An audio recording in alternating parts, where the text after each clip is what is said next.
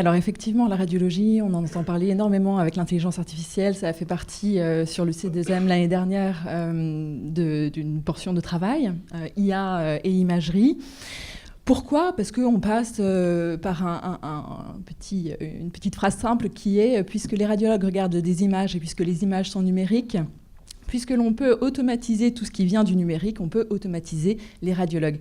Alors heureusement, on avance et c'était probablement ce qui a fait le hype de cette envie d'aller vers l'IA, de cette envie de changer notre formation. On n'est plus du tout là-dessus parce qu'on se rend compte que déjà, la base de notre métier, ce sont les patients. Et ça, je pense que c'est extrêmement important. Et ça implique que toutes ces transformations, elles visent à améliorer le soin. Elle vise à améliorer le diagnostic et elle vise à probablement dépasser ce que l'on fait, nous, actuellement en radiologie. C'est-à-dire que pour être meilleur, il va falloir également prendre en compte une diversité un peu plus grande de données.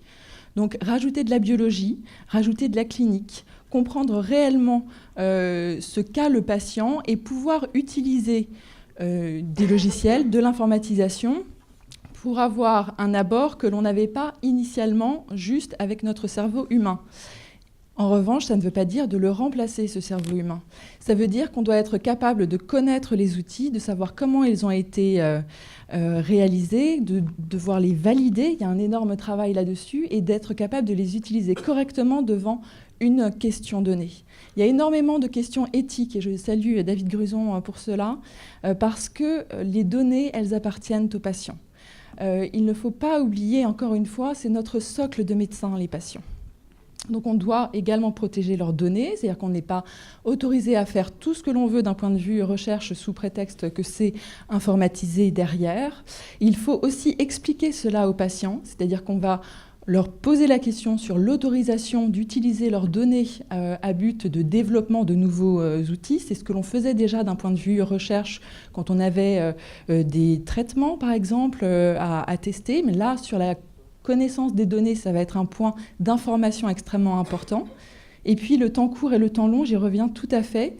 Le temps court, actuellement, personne n'utilise de logiciel d'IA en radiologie. Il n'existe pas encore à notre côté. Le temps long, c'est certain, ils vont venir. Ils vont venir, il va falloir du coup les apprivoiser, il va falloir évoluer avec eux. Dans l'évolution avec eux, je rejoins la notion de FMC, anciennement FMC, ça va devoir impliquer tout le monde.